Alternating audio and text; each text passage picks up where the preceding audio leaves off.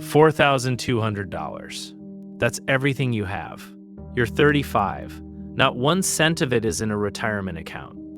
Last night you watched a video of a guy your exact age standing in his paid-off kitchen, and you closed the app and just sat there for a minute doing math you didn't want to do. You think the same 4 words you've thought for 2 years now. It's already too late. It isn't. Not even close. Here's the actual math nobody shows you. Rewind 14 months.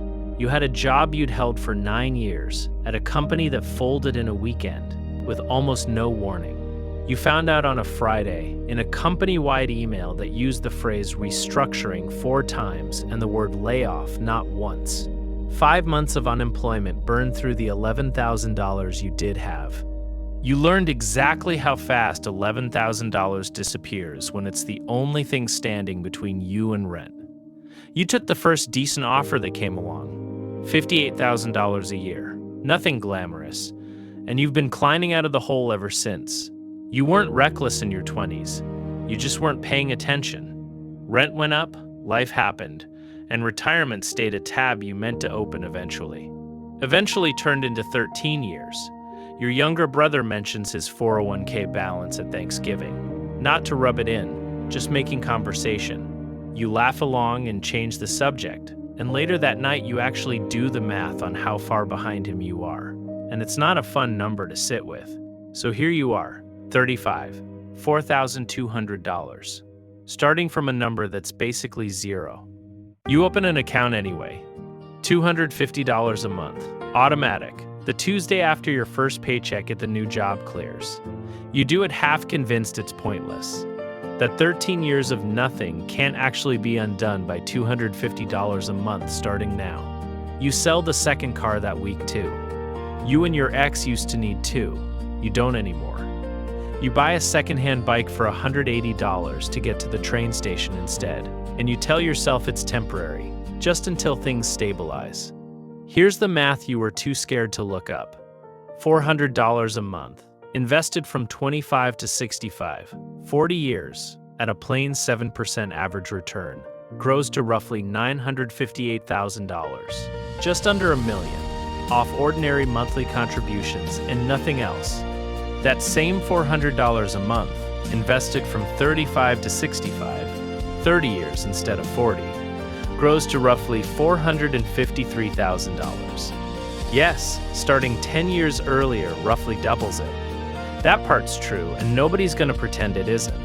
But look at the second number again, $453,000, starting today, at 35, with 13 wasted years already behind you. That's not a consolation prize. That's a number that changes what your 60s actually look like. Here's what you don't need, in case some part of you is still looking for a reason to wait 1 more year. You don't need $10,000 to start. You started with $250. You don't need to understand the market. You pick 2 index funds off a list and never touch the selection again. You don't need to catch up to your brother's timeline, or your coworkers, or the guy in the paid-off kitchen. Their year 15 isn't your year 15. Comparing the two was never actually a fair fight to begin with. You need exactly one thing, a number leaving your account automatically, before you're given the chance to talk yourself out of it. You don't need a specific salary either. $58,000 was enough. $250 a month off $58,000 was enough. You keep the bike. Even after the new job's first raise lands, even after the account stops feeling like an experiment and starts feeling like a habit, you keep riding it. Because $180 for a bike you don't hate is hard to argue with. At 36, you bump the contribution to $300 after a small raise. You don't feel virtuous doing it. You just move a number in an app and forget about it by dinner. At 38, the transmission goes on the one car you kept, $2,100. You pay it from savings without spiraling, and it's the first time in your adult life a 4-figure surprise didn't cost you a week of sleep. At 40, you check the total for the first time in a while, $31,000. You do the math on how far $31,000 is from $453,000 and feel briefly, quietly discouraged. Then you remember the account doesn't care how you feel about it, and you leave the $300 running anyway. At 42, you get promoted. The contribution goes to $400 a month, where it more or less stays. You still ride the same bike. The rear tire's been patched twice. You keep meaning to replace it and keep not getting around to it, which by now is basically its own kind of tradition. At 44, you start dating someone who asks, on the third date, what your financial situation actually looks like.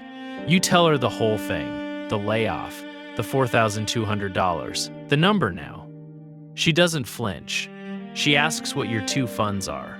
You end up comparing notes for 20 minutes at a table that was supposed to be about something else entirely. At 45, the balance is $79,000. You've put in roughly $43,000 of your own money across 10 years. The rest, $36,000, showed up on its own from a market you never had to think about while you were living your actual life. That's the part that starts to feel less abstract around now. The account isn't only holding what you gave it anymore. It started adding its own. At 47, the balance crosses $100,000 on an ordinary Wednesday. You notice it in passing, on your phone, waiting for a bus. You don't tell anyone. There's nothing dramatic to tell. At 48, the market drops 22% over 6 weeks, and every financial account you own turns red at the same time. You open the app 4 times in one day, which you haven't done in years. Your thumb hovers over the withdrawal button for a solid 10 seconds, doing the math on how much of the drop you could lock in as a loss instead of writing out. You close the app instead. You don't move anything. 11 months later, the account isn't just back to where it was. It's higher, because you kept buying the same 2 funds on the same date the entire time it was falling. At 50, you're at $167,000. Somewhere in your late 40s, the growth from the market quietly overtook the growth from your paycheck, and you didn't notice the exact month it happened. You just noticed, looking back, that it had. Friends your age who started at 25 are further ahead, obviously. You know that. You've made peace with it in a way that took longer than you'd like to admit. Somewhere around 50, you finally stop running the comparison in your head altogether. At 55, it's $267,000. 10 years out from a traditional retirement age, and for the first time, the number on the screen looks less like a hobby and more like a plan with an actual ending. You still have the bike. Tires 4, chain twice, 1 new set of brake pads you did yourself in the driveway with a video tutorial. It cost you, across 20 years, maybe $600 total to keep it running. A comparable string of new bikes would have run you 3 times that. At 60, $358,000. The market had 2 rough years in there somewhere. You didn't sell. You didn't check the account more than once a month during either of them.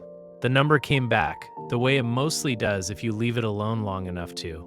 Somewhere in there, a coworker half your age mentions, almost apologetically, that she hasn't started anything yet. No 401k, nothing. And she just turned 34 and feels like she's already blown it. You tell her about the $4,200. You tell her about the bike and the layoff and the Thanksgiving comment that used to keep you up at night. She does the math in front of you, out loud, on her phone, the same way you once did in the dark on your own. You don't tell her what to feel about the number. You just tell her it isn't too late, because you happen to have 30 years of proof sitting in an account with your name on it.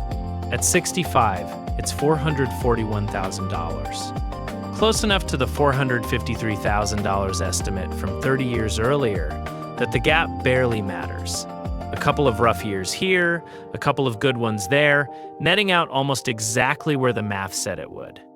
30 years ago, you were 35, with $4,200 to your name and a phrase stuck in your head. It's already too late. That turned out to be the least true thing you believed that whole year. You didn't start early. You started late, and it worked anyway, because worked was never about beating anyone to the number. It was only ever about whether you started or didn't. The people who started at 25 have more. That was always going to be true, and it was never actually the point. The point is $4,200 became $441,000 without a single dramatic year in between. No windfall, No lucky trade. 30 years of $250, then $300, then $400 a month, leaving the account before you ever had the chance to talk yourself out of it. If you're 35 right now, reading your own version of that first number, whatever it actually is, the math doesn't care that you're starting late. It only cares that you start. It doesn't care that you're embarrassed about it either. It doesn't care about the Thanksgiving comment, or the guy in the paid-off kitchen, or the 13 years you spent not looking at this at all. The account has no memory of any of that. It only tracks what shows up from today forward. 30 years is still 30 years. It was enough the first time. It'll be enough again. You still ride the bike, if you're wondering. Some habits outlast the reason you started them. And by now, this one's just who you are.